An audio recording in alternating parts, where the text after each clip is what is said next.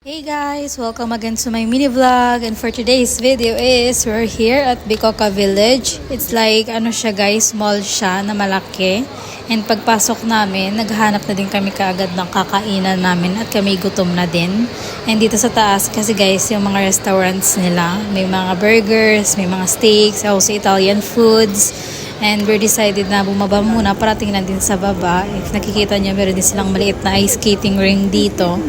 And nagtingin-tingin din kami dito sa gilid kung ano pang meron. Kasi doon sa taas kasi medyo madaming tao din. Kaya dito na lang kami sa baba. And yung mga kids kasi gusto din nilang mag-Burger King. So we decided kung mag-Burger King din kami or mag-Popoke. Kaya sabi ko sa kanila, mag-Burger King na lang ako at para may kasama din yung mga kids, and also nasasawa rin ako sa Poke kasi usually kasi sa work yun lagi yung in-order ko, nagpapadeliver ako ng Poke. At yun na nga, pinuntahan na namin to yung I Love Poke kasi ito yung napili nila. Parang bowl siya guys na ikaw pipili kung anong gusto mong ilagay. And then tinignan ko din dito sa kabilang side nila at nakita ko nga meron pala sila ditong upuan. Kasi ang cute ng aura niya kasi swing yung upuan nila. And then dito naman sa kabila may mga pizza, also Italian foods. And meron din appliances shop, also bookstore. And after namin kumain, dumiretso na din kami kaagad dito sa taas para maglaro sa arcade. And bago kami pumasok dito sa labas nila, meron pang mga claw machines.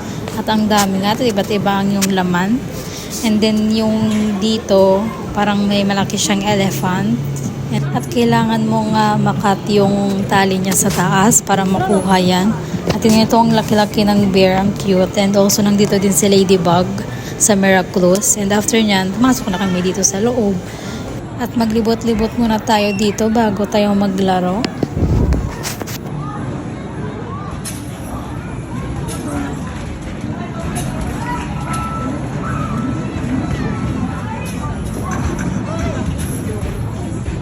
Excited na nga dun maglaro yung mga pamangkin ko. At ako, tinignan ko muna dito kasi ang daming mga tickets. Claw machine siya guys, na kailangan mo kuha yung mga tickets dun sa loob. And then dun sa kabila nila, parang may dun yung bowling area nila. Para kung sino gusto maglaro ng bowling. And then dito din sa kabila yung mga arcades. At maraming ang tao ngayon guys, maraming naglalaro.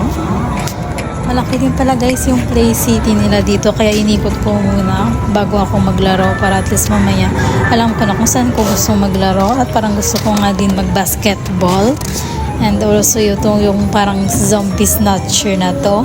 And nakita ko ngayon pamangkin ko nakatulala na at hindi alam kung saan sila mag-start maglaro. At ito na lang yung inuna nila, parang bowling siya na pang bata.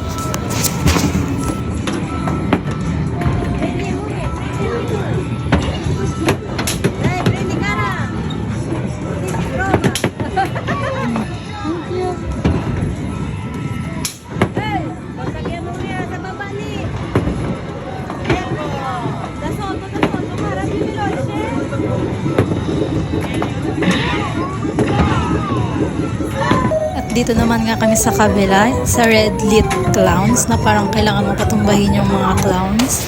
And habang naglalaro sila, diba, aura muna tayo dito. And then, tinulungan ko na sila dito mag-basketball.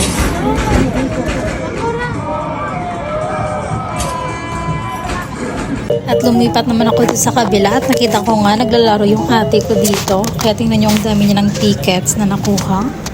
At nakita nga to ng mga pamangkin ko, yung cotton candy machine. At gustong-gusto nga nila to, kaya nagpabili na sila kaagad sa pinsan ko. And then tingnan natin guys yung procedure kung paano nila gagawin to. Gamit lang yung machine nila. Wow, che bello! Non l'ho mai visto. Sta facendo di cuore. Non so. No?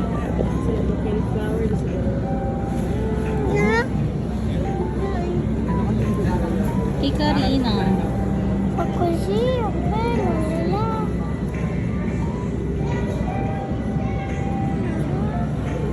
Yan, kay Andre na yan. Kanino yan? Kay Andre?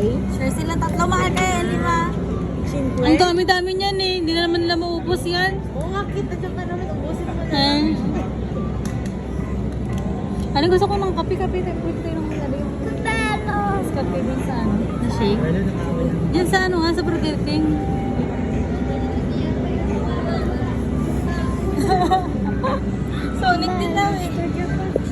ng Sonic? Wala pa. Yung present eh, di ba? Yan o.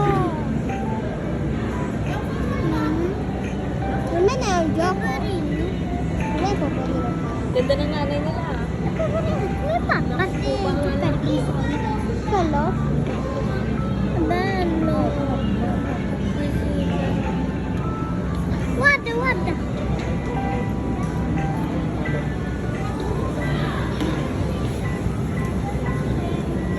Machine yung gagawa ng cotton fibrang puta.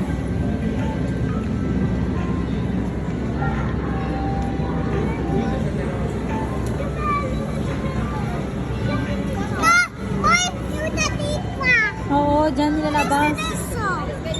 Andre, alis ka dyan. Aspeta. Oh, share. Aspeta. Dahil share. Andre, share kayo. Tara, madya. Batak! O diba, hindi naman halata na na-amaze sila at gustong-gusto nga nila.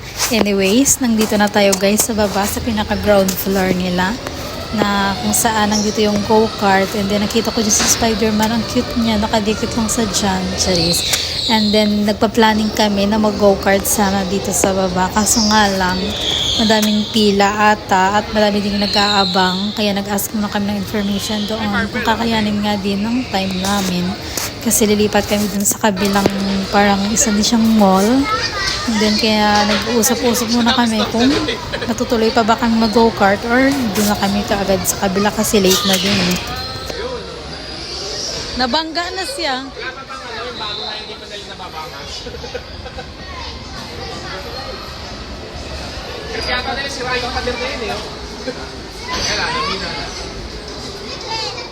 And nakapag-decide na nga kami na lumipat na doon, kaya lumabas na din kami kaagad.